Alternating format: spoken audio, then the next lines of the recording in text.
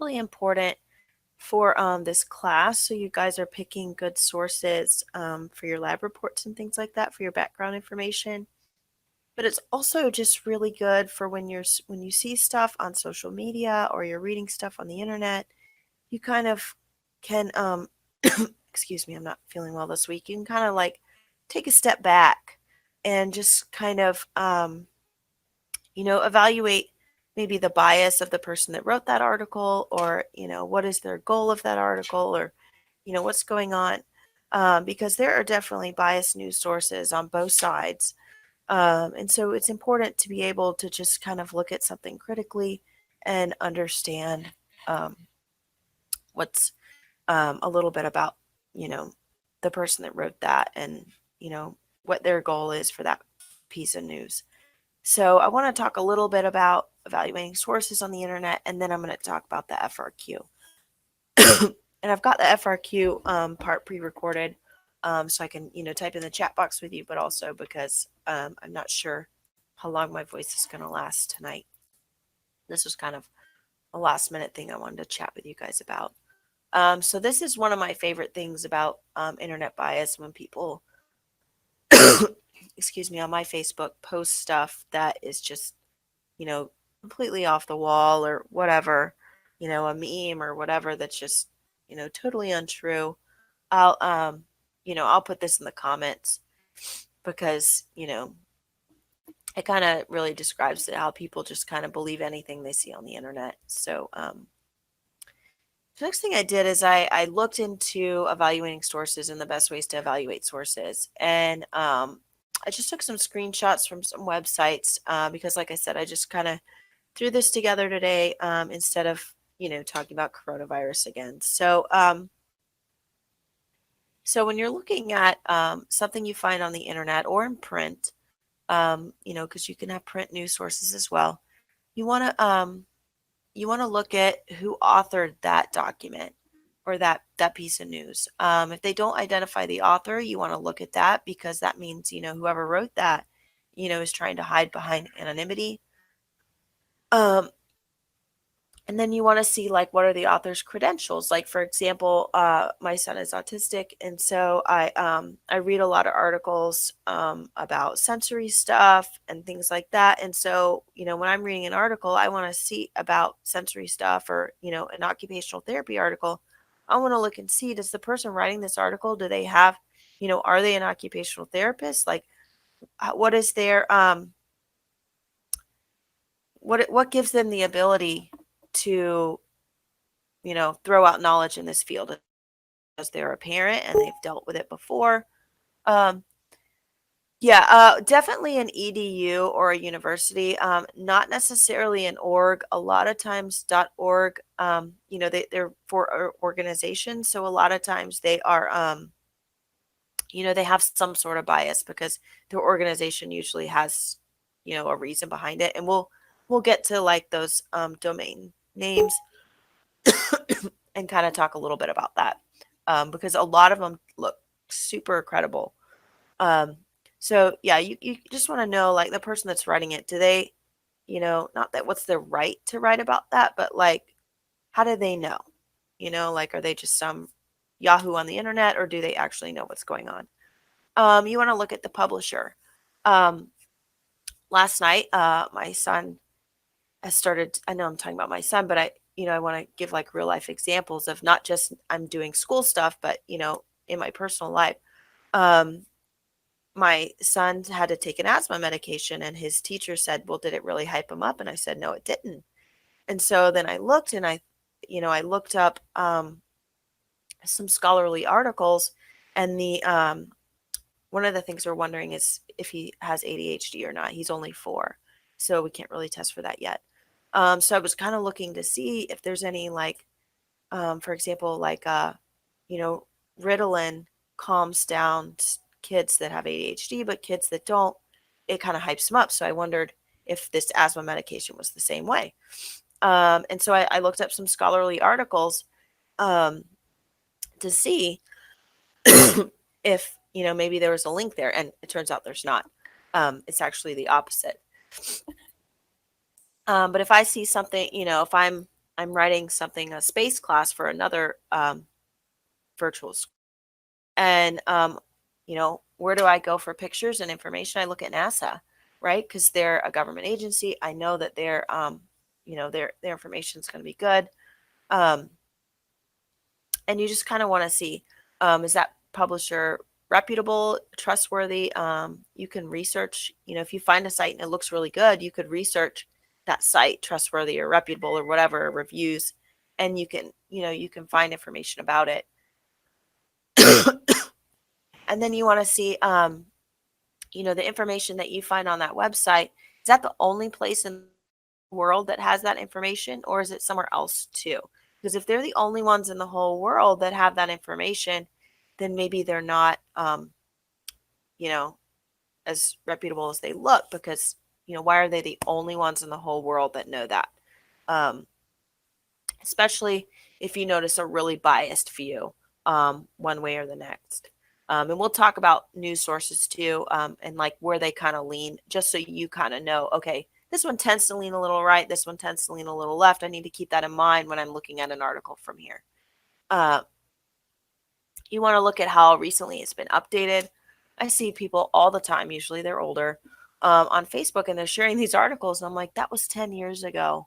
That's not even the case anymore, and so they just share these really old articles, and then they're like, oh my God, can you believe Trump did that? Or can you believe Obama did that, or Hillary, or whatever? And I'm like, that's 10 years ago. They didn't say that yesterday. That stuff's just been making the rounds again. Uh, you want to look at references and links to other sources, just to see. I have some friends that share this like all natural stuff that they can eat, like supplements that you can get, and they'll share these random sources. And I want to look and see if there's a link to that, if they have a link on, to the site where they're, proving that eating this thing reduces this gut bacteria or whatever. I want to see the sources to that. I don't just want to take their word for it. Um, and then you want to see, sponsors, like, for example, this is kind of where your EDU question comes when, a personal homepage on a university server doesn't necessarily mean that it's credible, right? That's that person's information. Now, if it's from like, someone's lab within that university, like, like a lab at Georgia Tech, and they have a website for that lab, then that probably is. But if it's just like, Professor so-and-so's homepage, random homepage, I like cats, and also I study this, then that might not be so credible. Here's the domain extension. So .com is basically like a commercial website. .gov is going to let you know that it's related to the government, so it's going to be useful. Usually they're pretty good. Also, stuff that our U.S. government produces, like pictures and things like that, those are in the public domain. And so, if you get a picture from a .gov, it's most likely in the public domain. And so, you can use it without citing and stuff like that. A .org is going to be for an organization. EDU is going to be with like a school or something like that. And then .net is, network provider. So like, I think Comcast.net. I think I had an email like that once. And so the interesting point is that, let me see if I can annotate this. There we go. They just updated how to do these annotations. So, so they're showing you here that .com, .org, and .net domains can be purchased and used by anyone.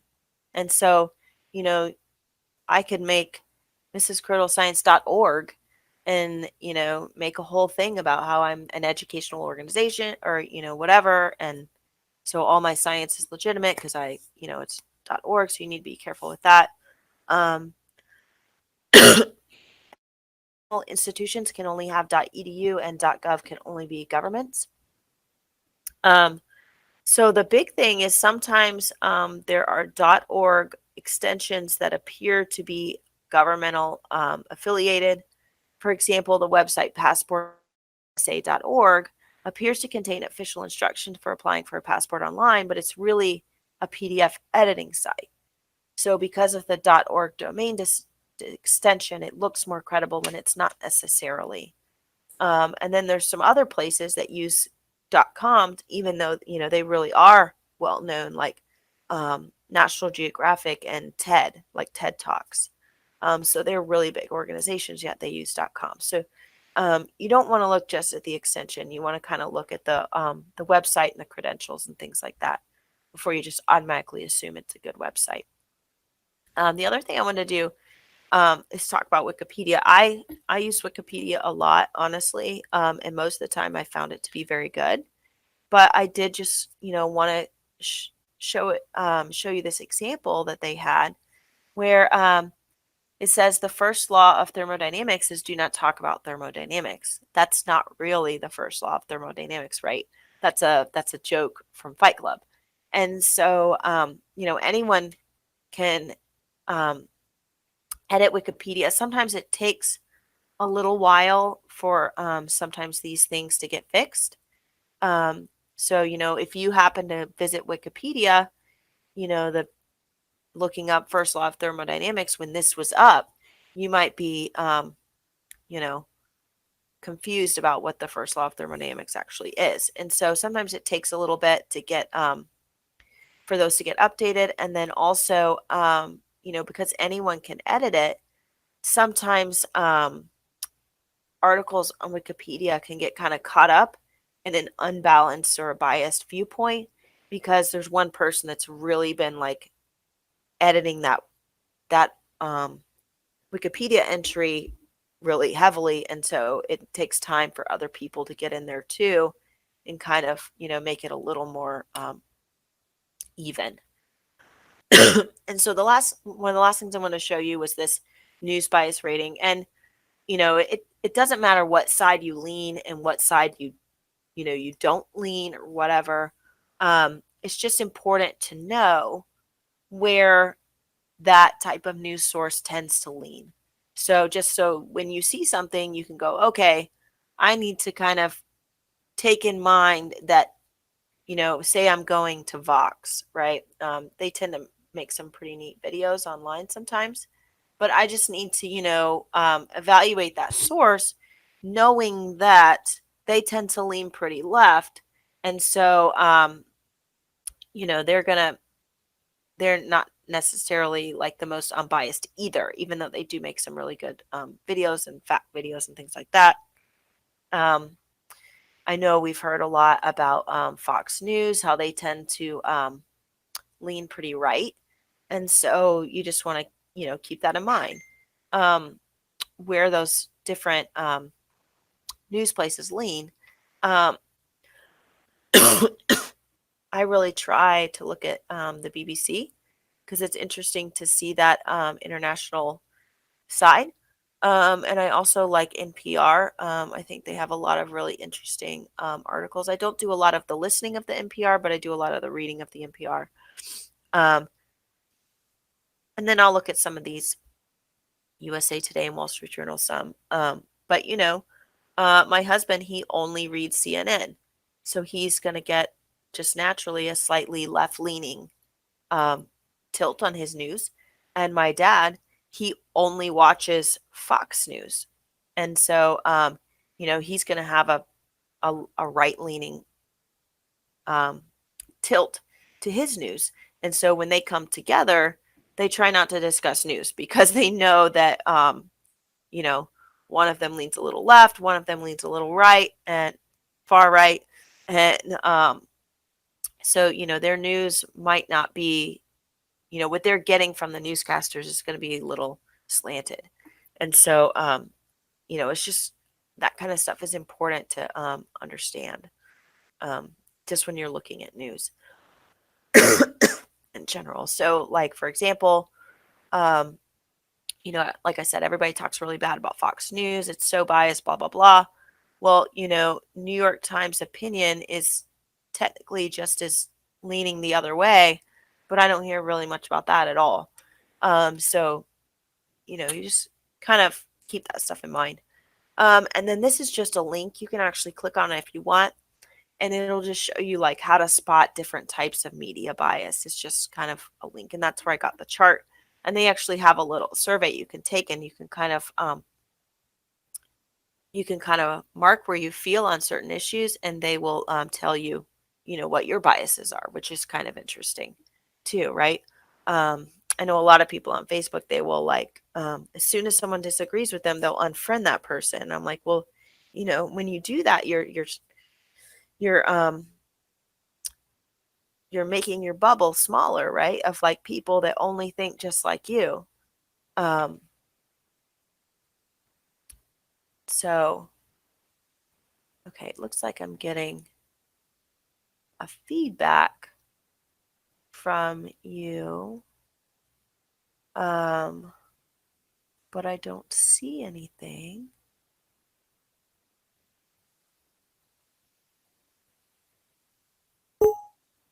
Oh, okay. No, no, no, no. It's totally okay. I just wanted to make sure that I, wasn't, you know, there. You didn't have a question or something like that, and I wasn't answering it. So by deleting those people that don't think the way you are, you're kind of, making your bubble smaller and smaller and smaller, and then you're, living in this bubble. Like, um, for example, the last presidential election.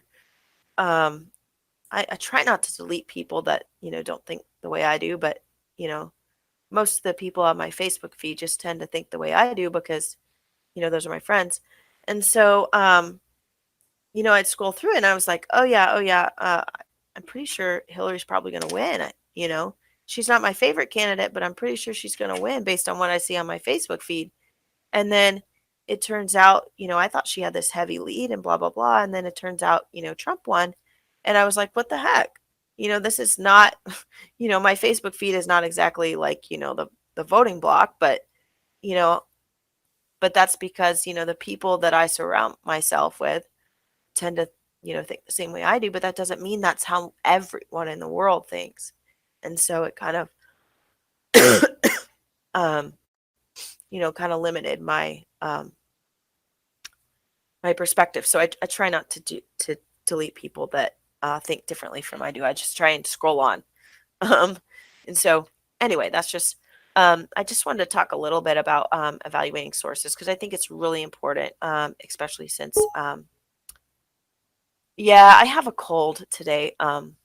So yeah, that's why you'll hear me coughing. I kind of sound congested a little bit, but so anyway, I just wanted to kind of talk about that a little bit, especially like I said, with an election year, just because there's going to be a ton of fake news, a ton of crazy stuff going around. And I just want to make sure that you guys can kind of, when you leave this class, if like the only thing you learn is how to like, evaluate legitimate sources online, I'll feel like it's a win because, that is so important in your day-to-day life, even if environmental science is not.